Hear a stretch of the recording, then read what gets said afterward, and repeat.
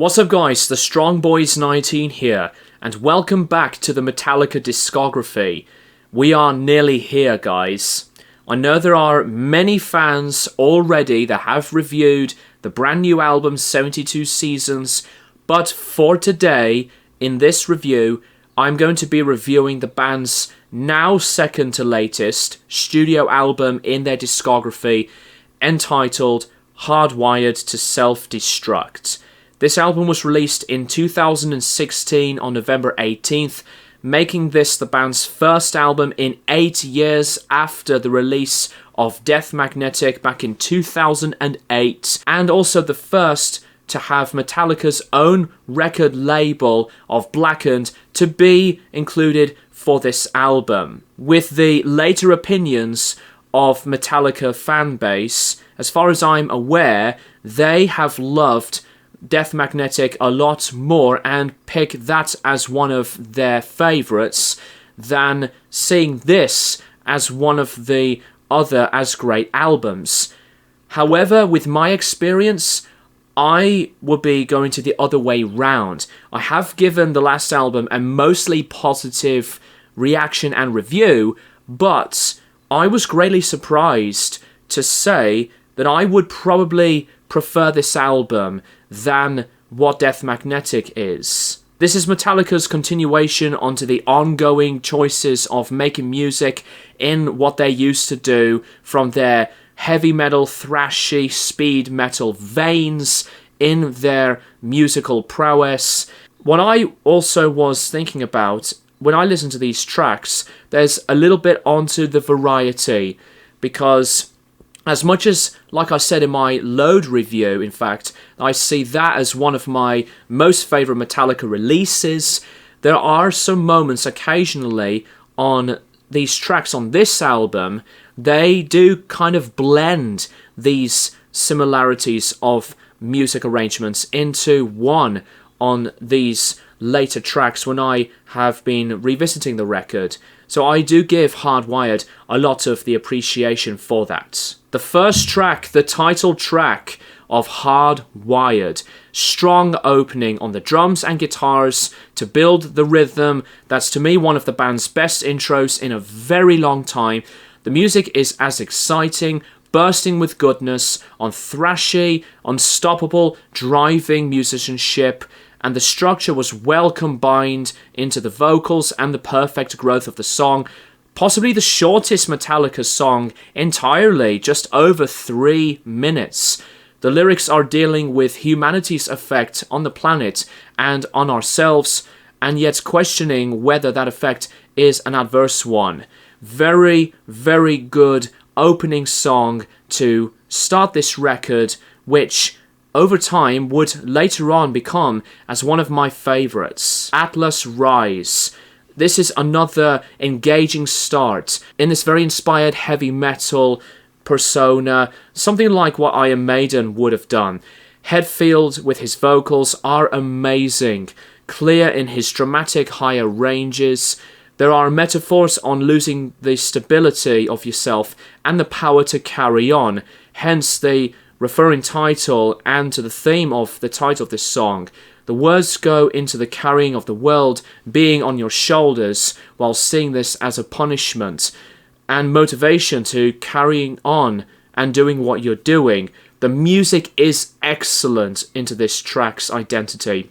The twin guitar leads on the chorus were great, and over time in these multiple parts, it remains as a catchy moment within one of the strongest efforts in the band's writing. Now That We're Dead, chugging riff with the same playing over and over and builds a lot to the drums of growing the song. The instrumentation is focused on some more steady, ongoing rhythm than the complexity side of things. It's all about a love that wasn't meant to be, as it didn't continue because one of the lovers had passed, with a point on a partner who's living and at the verge of the inevitable, and ready to see the other half again in the afterlife. The melodic vocals were very nice and projected in precise tones. There were references on the pre-chorus of saints have done what they did, but sinners have other things to do and make the deeds good. Other lines are biblical Bible ones. On some moments, it's a pretty good song, and I liked the changes into the bridge section and hearing the Kirk Hammett dive-bombing soloing actions. It's, to me, a really solid song, but not as perfect, in my opinion, as the other ones. Moth into Flame. This is one of my most favourite songs on the album because I was hearing the more creative, pumping grooves. The riffs were slick, stunning as well in this original wizardry. I find this to be one of the other best cuts of this album. The verse and the chorus sections make a dynamic and phenomenal approach to hear lead lines of guitars and vocal harmonies together. It's full of attitude and fantastic energy. The inspiration took place after Hetfield's watching of Amy, the documentary about the legendary late great Amy Winehouse. A lot of the words express the difficulty of fame, usages of amphetamine, and the substances of the drug addiction. And interestingly, which I think is also one of the creative moments of this song, the lyrics go into a pretty deep, dark toll on the addiction onto the social media from society and being this dangerous form of the overall reality. And it could not have been as very relevant than that. Thinking you are into a good mood and believing that everything is fine when it actually isn't. Moth into Flame is perfect. One of the other highlights across this album, 100%. Dream No More. Heavy beginning in like a doom, slower presence. This is a pretty brutal one from the music's personality. The drop D tuning comes in and I really like the dirgy tone. Makes a wide yet weary sound because of the vocals. Hearing higher notes from Hetfield to lower notes to match them together. Kirk's playing as well as Robert Trujillo's bass work do sound as ominous. It's sludgy in various places to build some suspense. This also continues the admiration of H.P. Lovecraft, the inspiration of imprisonment, being in underwater, and waits for returning to oversee the apocalypse. Cthulhu awakens this time, and it means a destruction of mankind is about to happen. He has the power to turn people insane with a glance at him. It's a fantastic song as well, which I like so much. It also features Robert Trujillo's involvement of doing backing vocals while James was doing the lead vocals. Dream No More is, to me, a really strong song, actually, the more I think about it. Halo on Fire. The music was making another traditional direction on guitar melody with exhilarating performances. The band were matching these mellow moments on vocal delivery and clean guitars to loud choruses that sound as memorable and yet anthemic. The lyrics portray in people as saints, different contexts when people appear relatively good or relatively evil. There are two interpretations to this. Facing demons and exposing them in daylight. The Halo on Fire symbolism is the fact that while a person isn't perfect, it does have a dark side, yet they're an angel in the darkness. And the other interpretation of it all is it can make the darkness be claimed into this person and make the personal hell that is created for this person as a way of portraying it as an angel trapped in hell, to face the demons and using the Halo on Fire as a cover to appear good. There's a versatile change into the music over time with key changes, especially like the 2-minute crescendo movement to finish the song, quite progressive in a way, and Halo on Fire is a song which I let it grow with me over time because it is very, very good. Confusion, the beginning to the second half of this album. This makes the comeback to the imagery of the war, hearing marching beat sounds that remains so consistently in its entire remaining tempo progression. Lars's drumming sounded as enthusiastic as ever, and the riffs sounded decent. The problem with that, though, is the instrumentation sounds repetitive and doesn't fall into another different place. Confusion is one of my least favourite songs on the album for that very reason. The lyrics go, just like with That Was Just Your Life from the last album, it's the traumatic looking back purpose with suffering on PTSD from the war battling. It's an okay song, but it doesn't match up into the quality from the first half. Man Unkind. Robert's bass line is admiring and hearing some of the bliss into the guitar melody. The track then dives into some bashful hooks in this stomping, chanting way. The difference of this track shows the band to move in a simplistic affair once again in the music. The lyrics are in the experience of Christianity. The first verse says the religion waits for Jesus' return to save a doomed earth. Adam is another name for Christ, equaling Jesus to Adam, the first man. The expecting of this end of the world happening would bring Christ back and making a mess, but to purge the planet, to erase the world. The title of the song is the implying of humanity being evil from the bad humanity, and says mankind is unkind, struggling to find something good in the whole thing.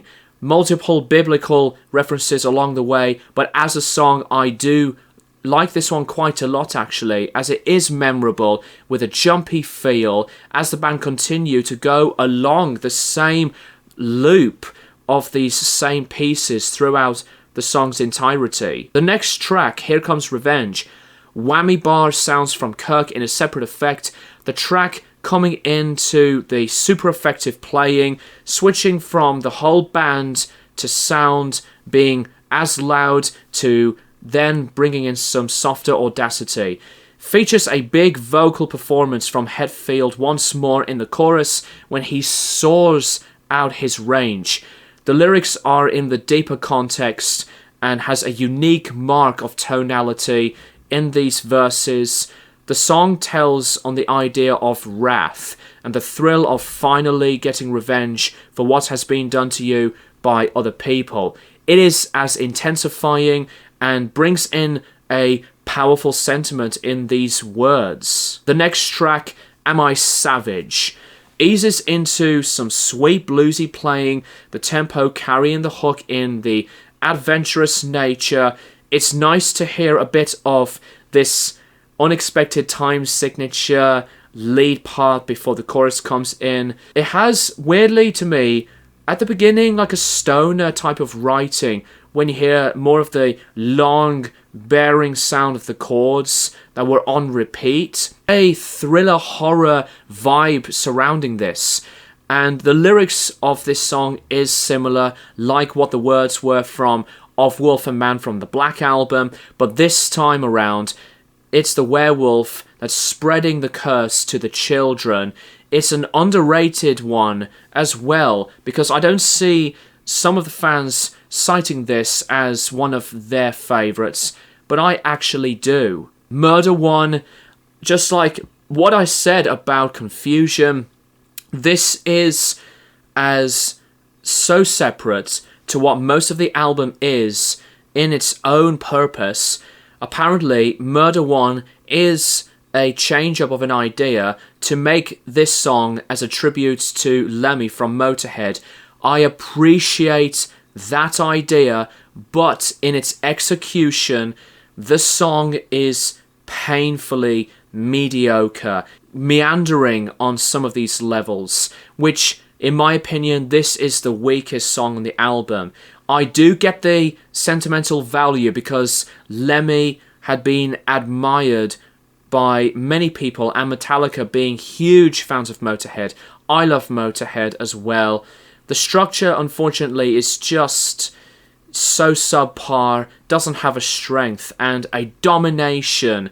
It's not the best of both worlds. Has some merit to it, but as a song, not as a top form. The last track on the album, Spit Out the Bone. The best and most favourite song, in my opinion, on this album.